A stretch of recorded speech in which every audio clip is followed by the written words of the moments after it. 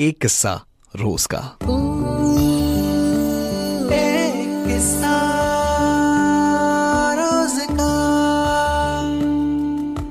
कल मुझे लगभग 17-18 साल की एक लड़की ने फेसबुक पर मैसेज किया और लिखा ये कि उनकी फैमिली में चाचा पापा दोनों की फैमिली साथ रहती है, दुकान है जहां दोनों लोग बैठते हैं, यानी दोनों भाई बैठते हैं।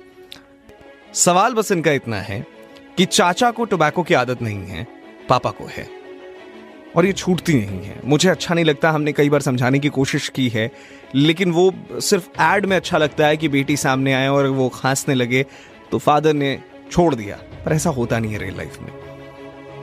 और ये सच्चाई है यार। वो जब तक हम थिएटर में मूवी देख रहे होते हैं तब तक वो एड अच्छा लग रहा होता है, पास में बैठे लोग अचानक से जागरूक हो जाते हैं, लेकिन हकीकत इससे कोसों दूर है।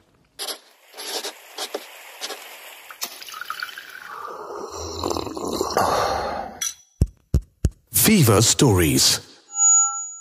आज एक छोटी सी कहानी सुनाऊंगा इसी पर।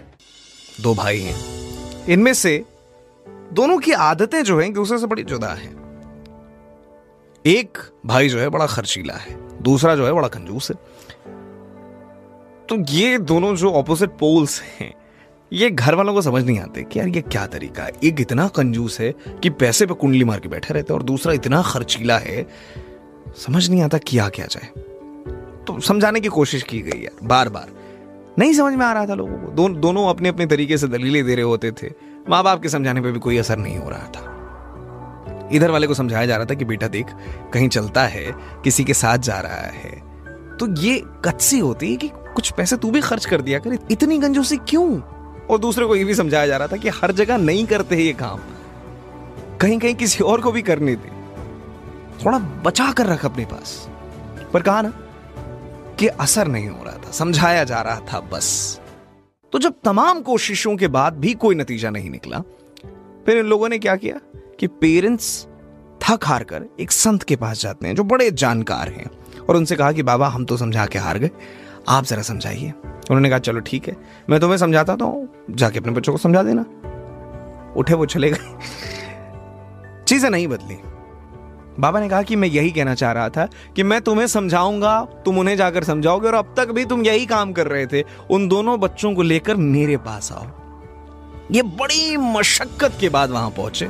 अच्छा नोट कीजिए कि यहां मैं बच्चे इसलिए कह रहा हूं कि पेरेंट्स के परसेप्शन से कह रहा हूं, हालांकि दोनों यंग है, जॉब करते हैं। वहां पहुंचे ये, बाबा ने उनके सामने कोई तामझाम नहीं किया, बस दोनों हाथ सामने रख दिए। जो जरा खर्चीला था उसके सामने अपना हाथ खोल कर रख दिया और फिर बड़े प्यार से पूछा कि जरा बताओ, अगर पूरी जिंदगी अपना हाथ ऐसे ही रख लूं मैं, क्या होगा।